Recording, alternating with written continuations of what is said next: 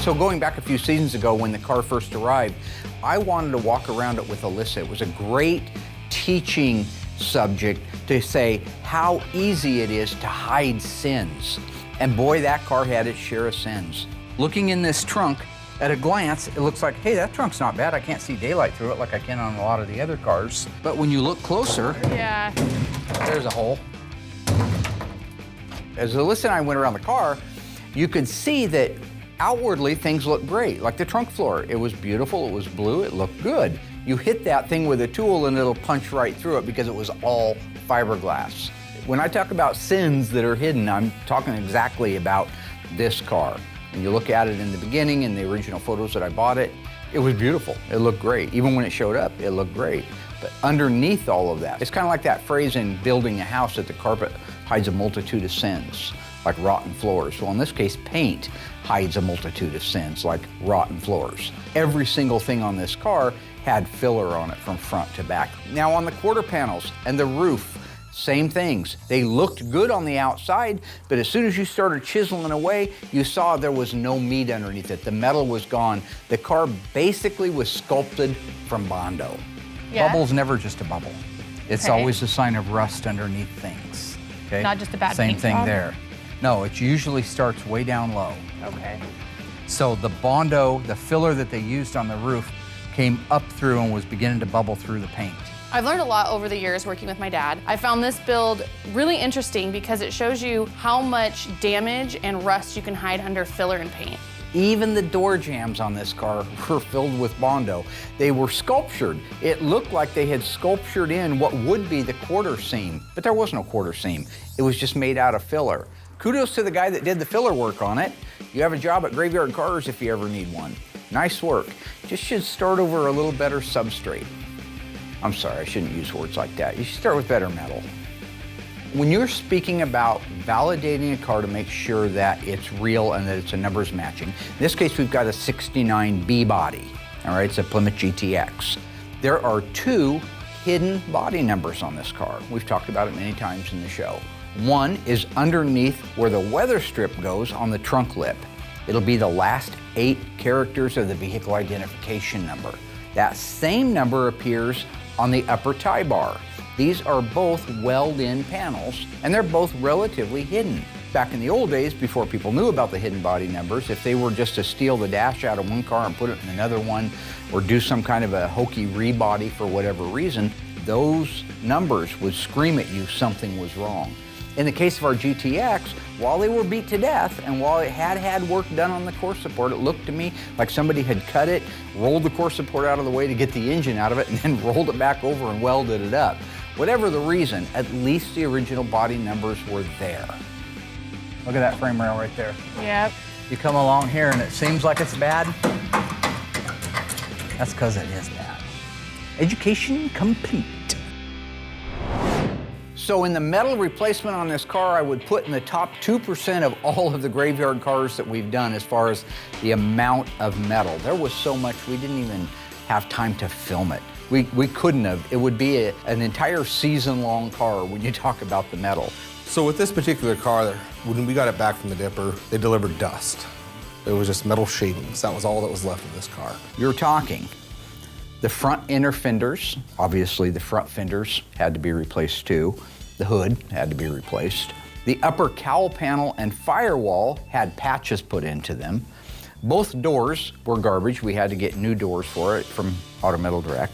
The floor, the step wells, the under seat pan, the trunk pan, the inner and outer wheel houses, the Dutchman panel support, trunk hinge supports, rear body panel, quarter panels, drip rails, roof skin. What else am I possibly forgetting here? I feel like my cousin Vinny when he's rattling off all the things that he says to Marissa to me, could you possibly dump more on my head? I don't know, could you? And he puts his hand. That's a cute movie. She looks smoking. The point is that there was a lot of metal that needed to be replaced on this car. I think we even had to do the trunk lid. So when it came time to build it, we had to replace everything. When you have to replace everything, you got to paint everything too. You know, it's when the quarters are off, it's doing the sound deadener from front to back and then painting it from front to back. First statement, B5 is my favorite color. For real? For real. Why is it? That contradicts everything. Panther pink. So B5 blue, Mark has asked me to say on camera, it's one of my favorite colors. It's truly not. We've done that color 100 times. It is a gorgeous color. I'm just not a big fan of blue. There's nothing I like about it. I like green, I like pink, I hate blue. You want me to be dishonest on camera, and I'm not gonna do that for everybody at home. Talk about how fun it is to build a formula. So one of the problems we have today is these questions are not very accurate. Making these colors, it's not fun. You know, you go to the computer, you print the label, how much you want to make, then you go right into the mixing room, double check your toners, make sure you have everything, which it's hit and miss because it requires so much when you make 3 gallons. Because 3 gallons, that's actually 6 gallons sprayable. So like right off the bat, we got a metallic toner here. Right after that, takes a second metallic. Then jumps over with the blue, but we're not done. It gets another blue. So you're looking at like 7, 8 colors between the silvers and the blues and the greens that go together just to get B5 blue. And when you mix 3 gallons of color, it takes a good hour and a half. I don't like mixing color. That's why I have entrusted Noah in doing it moving forward, because he's a great helper. So basically, I go into paint, there's 3 gallons, unreduced, ready to go. Horrible questions. Yeah, gosh.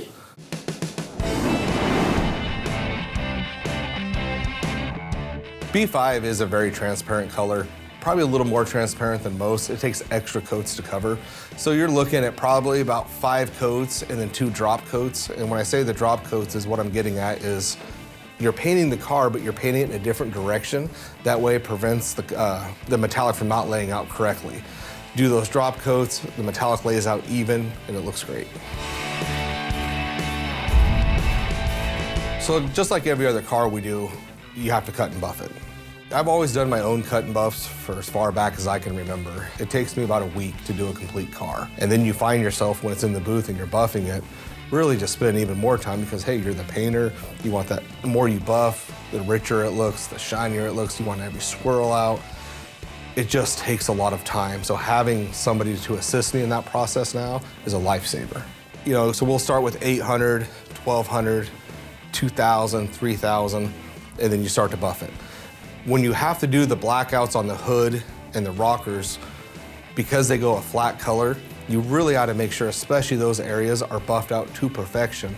Because once you do the blackout, it's extremely hard to try to go back and do any touch-up buffing, because if you hit that flat black that I've painted with a buffer, it'll make it shiny. Then you're having to redo all the flat black that you did. So it's just a little more patience, a little more attention to detail on that final buff to make sure it looks perfect. So when it came time to do the stripes and the rockers, they have a kit that's called Hot Rod Black. You just mix it, it's ready to go.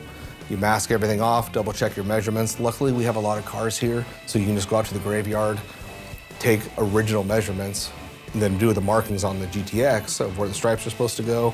You take that Hot Rod Black, it's a single stage. You let it dry overnight. Don't try to rush it, because if you rush it, it's blotchy here and it doesn't look right. So just give it time to dry.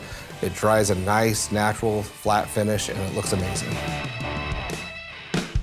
In the world of factory mistakes, which we've talked about several times on Graveyard Cars, this one takes the cake.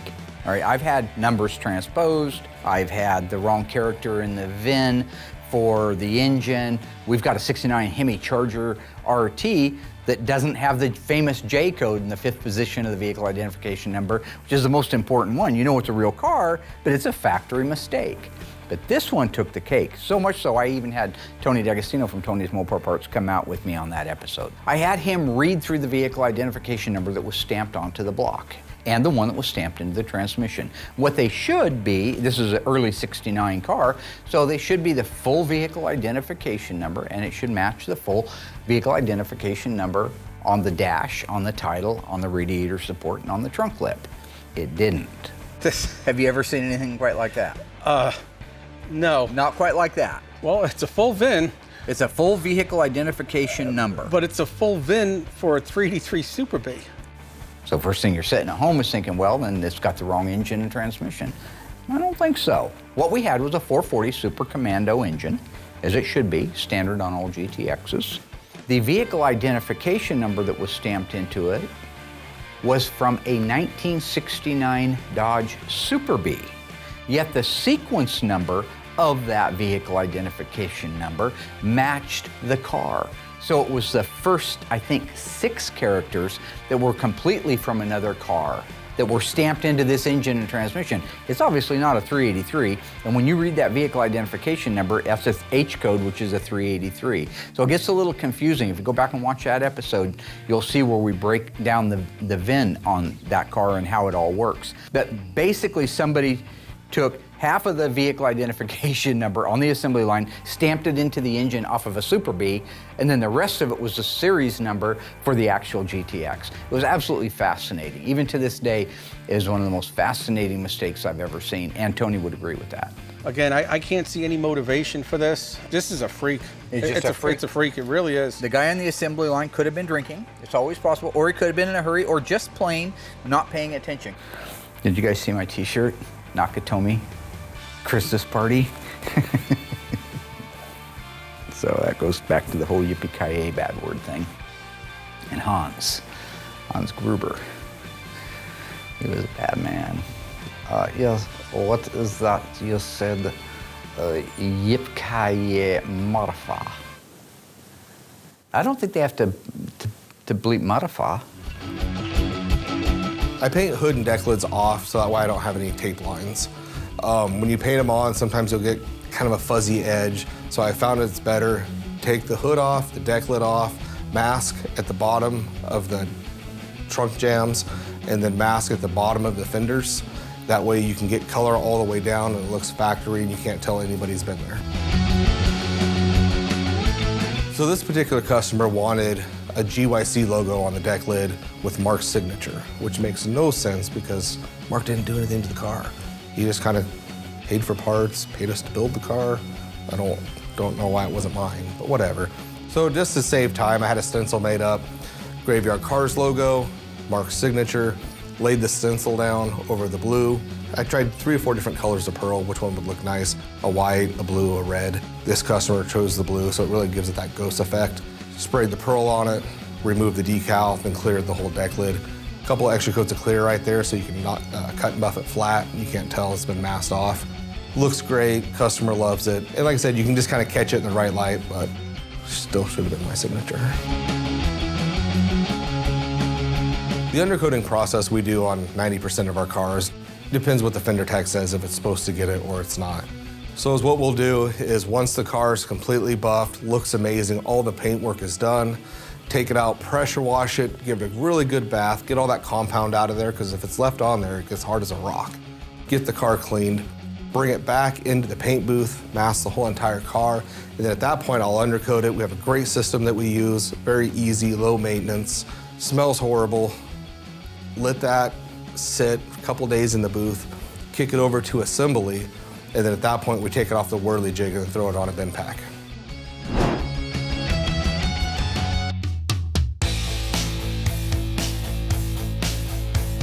We have a dowel pin right here. Yep, and that's gonna go in this reservoir? Correct. I love working with Alyssa. She helped me assemble this 440 engine. She came in with her fresh nails done, and I'll tell you what, I was so impressed. I think she did a better job than I did with these long nails on. I don't know how she did it. Look, my dad didn't tell me that I was gonna be working with Doug. So I went and got my nails done, and I got them done the way that I like them, which is a little bit long. And boy, did the keyboard commandos go off on that.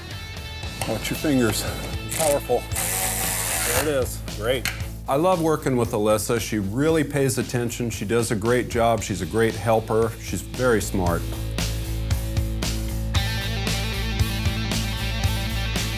This is the first complete build out I've ever done on an engine, and there are a lot of parts. You know, I love working with Doug. He's such a great teacher. He's so patient and kind, and he never treats me like I'm stupid, even when I ask stupid questions. Are we getting close to being done? I feel like we were like moving so quick. It's been so easy so far. So I really appreciate that. And you know, anytime I have a chance to work with Doug, I definitely take it. You know, he's not full of insults or put downs like other people. Who are you talking about, Alyssa? Nobody in particular. So we got the engine done, came out great. Alyssa did a great job, and it was so much fun explaining all this to Alyssa. I'll always remember this as my first engine build. And the best part is, I got to work with family.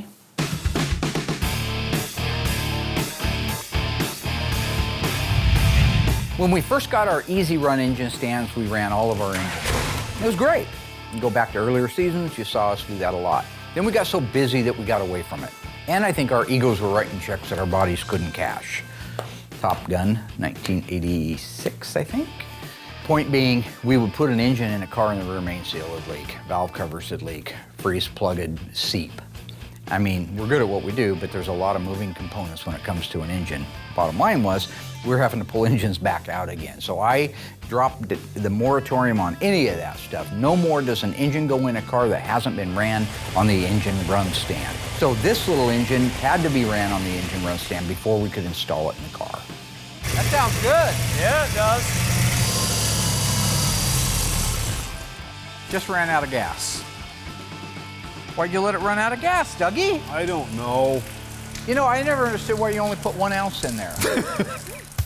Now, one thing that I pride myself on is being transparent with our audience. When we start an engine up, we haven't pre-started it. I know that this happens a lot in the Hollywood world and in the car show world, because they don't want to look bad. I don't care if I look bad. I just want you to see what we deal with. The reason I point out the painted manifolds is this. When we finish assembling an engine, when Doug is all done assembling an engine and the pieces that are supposed to be painted engine color are on it, we don't start it at that point. We send it down to Will. He takes a month and a half to paint an engine that should take the average guy a day. When that engine comes back from Will, it's painted from one end to the other, including the exhaust manifolds. That's the way the factory did it. You may not like it, own keyboard commando, but that's the way they did it. We put it on the engine run stand, and after about 5 minutes, those manifolds start getting up to 400 and 500 degrees. It bakes that paint off of there. So when I'm pointing it out that we're not faking that, we're showing you the paint is burning off for the very first time. That's because the engine is running for the very first time. So if there's a failure, we share it with you. We don't cut. Hey, that's leaking. Hey, this. We've had engines rattle when we fired them up. We've had them drip a little bit, valve cover leaks. We've even had 1 or 2 in the past that we filmed that had rear main seals leaking in them. But the point is, show everything. Let the audience see what you have to go through to be able to put one of these cars together.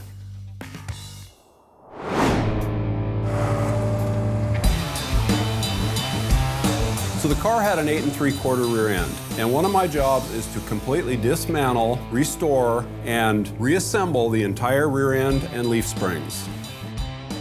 Part of the process is to water blast the components, clean them, and then satin clear, and then Will paints the housing, and then I just reassemble everything according to the way it came apart.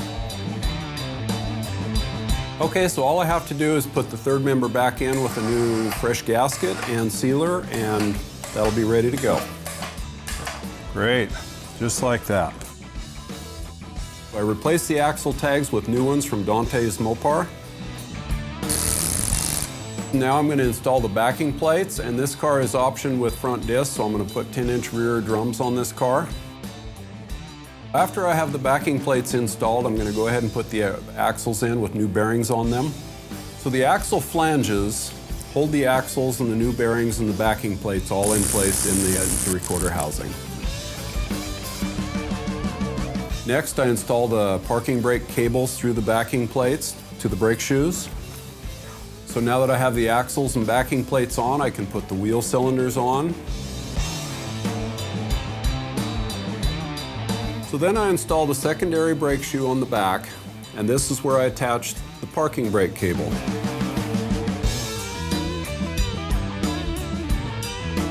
So now I have the primary brake shoe installed.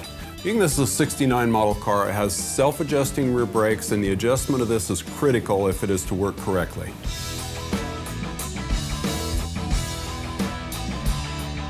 The last thing I'm going to put on here are the new rear brake drums. Put the leaf springs on, secure them with 2 U-bolts on each side and 4 U-bolt nuts on each side also. The front leaf spring hangers go on next, and on the rear we put on the shackles.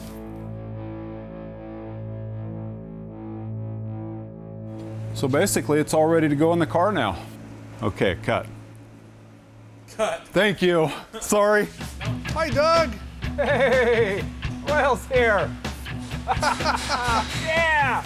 Putting the cars together, as I've said many times, we have a standard formula for it. Because the way the cars will sit on the lift and the way that the weight is distributed, if we don't put the rear axle assembly in first, it'll be very nose heavy if we were to do the drivetrain. So we always install that axle. I'm gonna guess it's around 400 or 500 pounds, but it's enough to keep the back end of that car settled down. Leaf springs, leaf spring purchase, shackles, put the shocks together on it. Next thing you know, that area is done and we can move to the front. Ready? Ready. Ooh, golly, they don't get any lighter, do they? Nope, never. Once you have all the provisions in place, it is just a matter of making sure the alignment is good. It's very tight, and this is where things can happen. You can scratch an inner fender with a valve cover or exhaust manifold, or if they happen to leave the dipstick indicator in place, those get bent. The name of the game is to line everything up and go slow.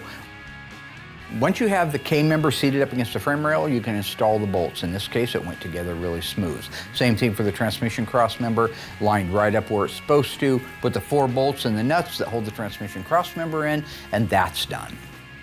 One of the next things we do is install the torsion bars. So for the record, it's a 780 and a 781 are the last 3 characters of the torsion bars for this particular car because it's got Hemi suspension, but that doesn't matter. Once that is done, we can raise the lower control arm up to meet the upper control arm, and then that ball joint's what fastens those together. Make that connection, put the bolt in there, tighten it down, and we got it. When all those things are bolted together, the last thing is the shocks. You have to have the car down on the ground to be able to put them on, but you guide them up in the hole at the same time. I love the stance on this car. It's absolutely gorgeous. It's so second day. The owner really wanted that. He grew up in the same era. Well, he's older than I am. But we did grow up in the era where every single car on the road had Kragers on it. He wanted Kragers. I wasn't born back in the day, as what we call it here. I was born after the fact. So all the cool things that my dad talks about, I wasn't there for, and I generally don't even know what he's talking about. But one thing that I do know, and I have seen with my own eyes, is the beautiful Krager wheels and BF Goodrich tires. If I had a car back in the day, that would be my choice. So what we ended up going with, for you guys at home that like the stance too, it is a 15 by 8 inch wide standard offset Krager Classic 5-spoke on the back, and a 15 by 7 standard offset Krager Classic on the front. The tire on the rear is a 275/60 BF Goodrich TA radial. The one on the front is a 245 BF Goodrich TA radial. Thanks to our friends over at 1010 Tire. Oh, that's a gratuitous plug. We'll leave it in. Or you think I can crap tires out?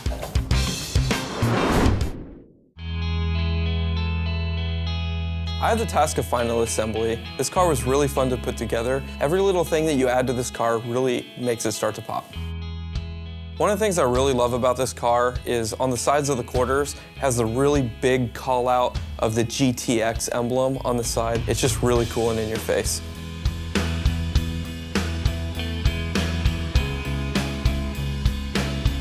Being a GTX, this car has a lot of chrome trim and accents on it, but one of the best parts about it is the beauty plate that goes on the back of the trunk. Just the beauty plate in the back and the chrome taillight bezels really just sets the back end of this car off.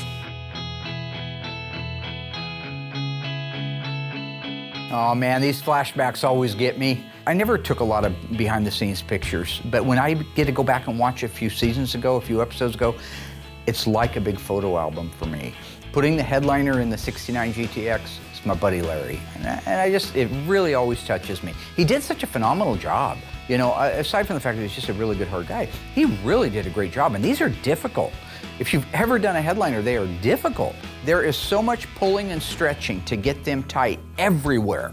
Because a lot of times, you'll see these cars at a car show where the center area is just tight as a drum, because that's easy. You just grab in there, pull, it's tight.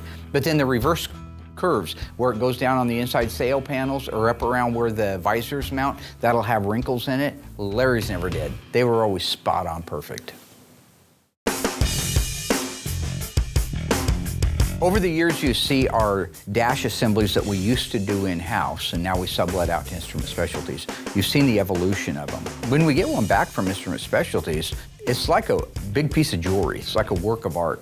Well, that is absolutely stunning as always. Oh, thank you. My gosh, every conceivable detail is handled on these dash assemblies. It was nice on this particular case, if you go back and watch the episode, we had Mike out from Instrument Specialties to hang out for a week. And I picked his brain because I like to learn things, and I learned a lot about the photochemical process. What he doesn't do on his instrumentation is he doesn't order a decal and just put it on there. Now, you can do that, and if you're doing a car at home and you're working on a budget, that's probably the way to do it. But if you're doing a top-notch car, you want to duplicate that photochemical process. That's what he does. He takes the original plastic work out and he has it chromed and then does the black out, rather than buying the new reproduction pieces for it. That element of detail is throughout it.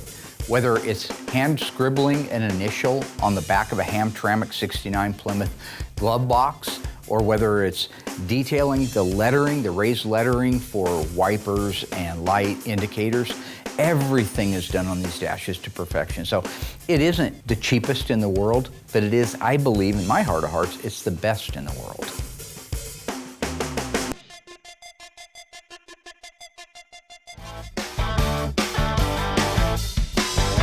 After I get the carpet installed and everything's cut exactly where it needs to be, I can move forward and put the quarter trim panels on there. After I get those in there, I can set the back seat.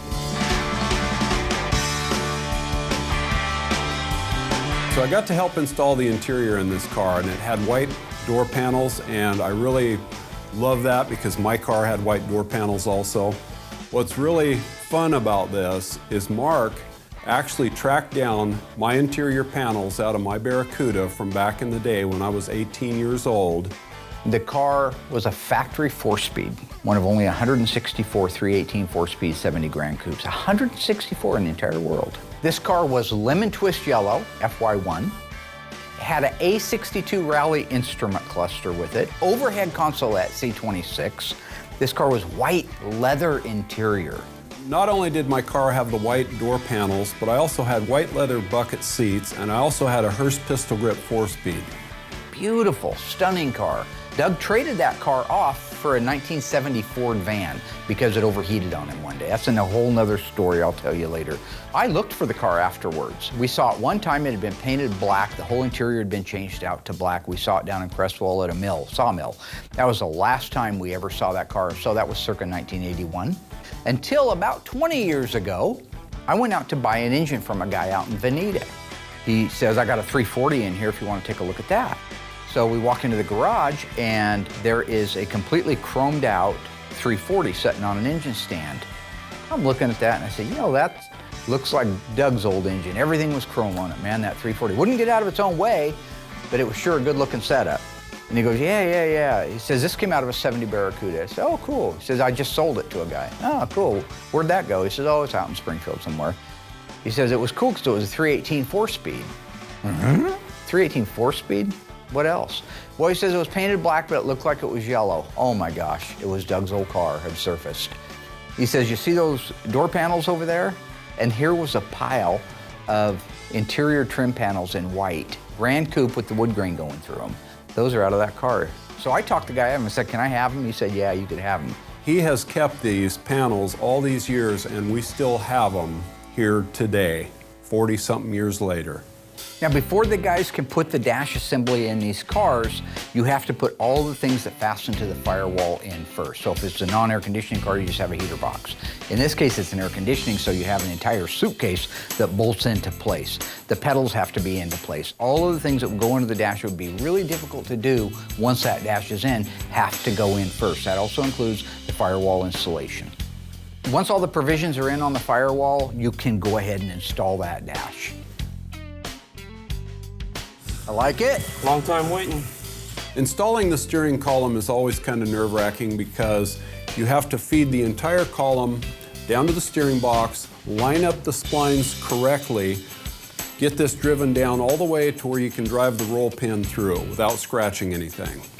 With any build, even on our GTX, even though it's been a long time coming, the best part is always the final assembly. Justin's got the best job in the house. You're just bringing this car back to life, and while it has been on track to come back to life, it's never more evident than when you start putting all of those pieces on. The owners of this vehicle were really sweet, really patient. They're just really awesome folks, and so I'm so excited to see how happy they are to get their car back. And even though this car was a mess when we got it, We've brought it back to life the right way.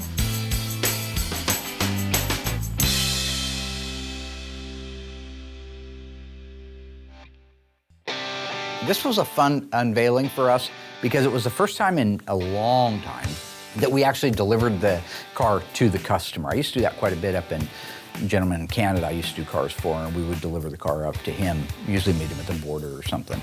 This case, we got to drive up to Salem, which is only an hour from here, and unveil this gorgeous, stunning, all numbers matching 1969 Plymouth GTX.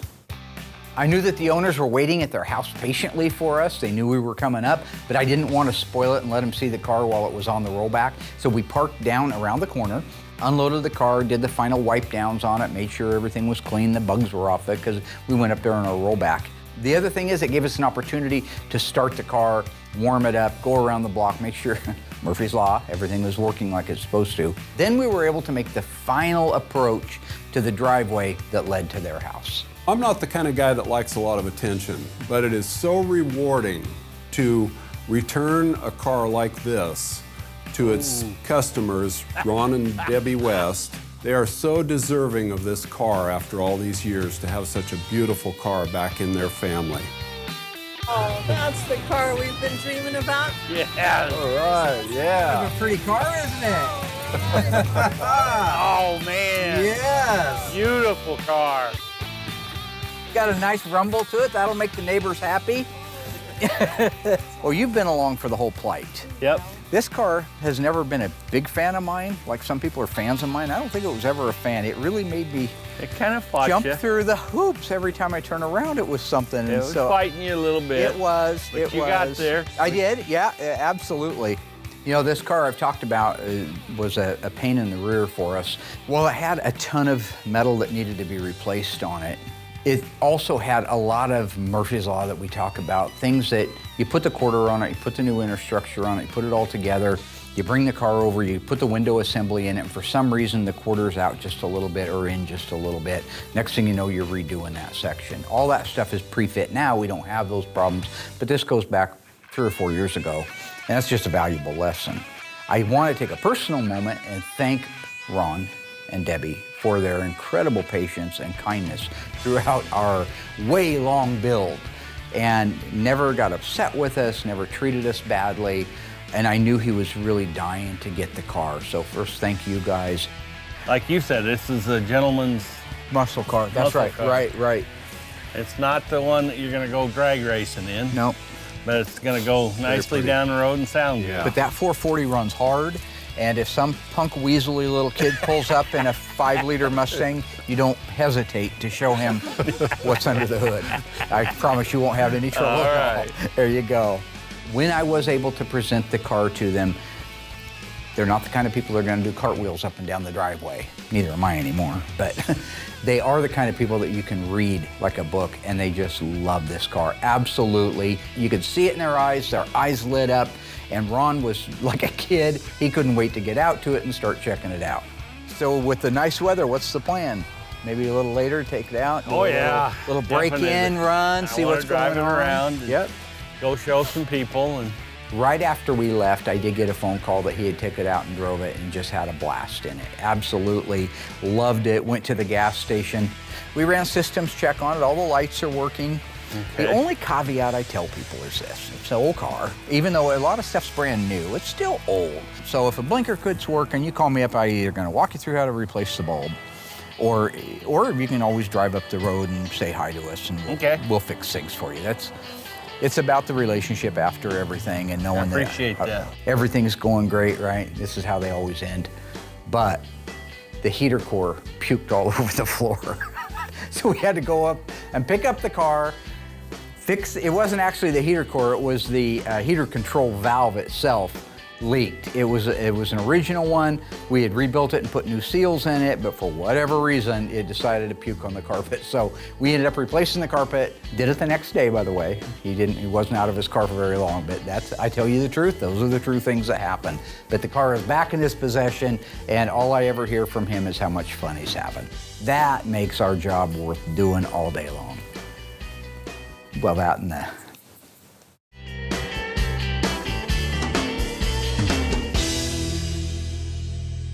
So that's a wrap for season. It's not a wrap. At the start of this season, I told all you people at home that I would be heavily involved. This has probably been our highest rated season. I would like to take some credit for that. I'm heavily involved upstairs now. I oversee second team work. You guys at home don't know what that means, but I do. We've implemented, what was it, post-production? Oh, pre-post. We implemented a thing called pre-post, so it's when they think they're done, I look it over and they're not done, and then I make it done. So really stay tuned for this next season. I got a lot of great stuff coming, a lot of great ideas. It should be amazing. Cut? Well, I mean, I don't know if I want to cut on that. I'd like to see my name at the bottom of the credits under producer, and maybe Camera Boy can go back to Camera Boy, and Camera Boy 2 can go back to Audio Boy, and Audio Boy you can go back to. What'd you do before this? I mean, it's a circle, but stay tuned, it'll be great. Hey everybody, Will Scott, #1 painter here from Graveyard Carz. If you enjoyed this video, make sure you go in, like it, leave a comment, and don't forget to subscribe to our YouTube channel. Now I'm gonna get back to painting.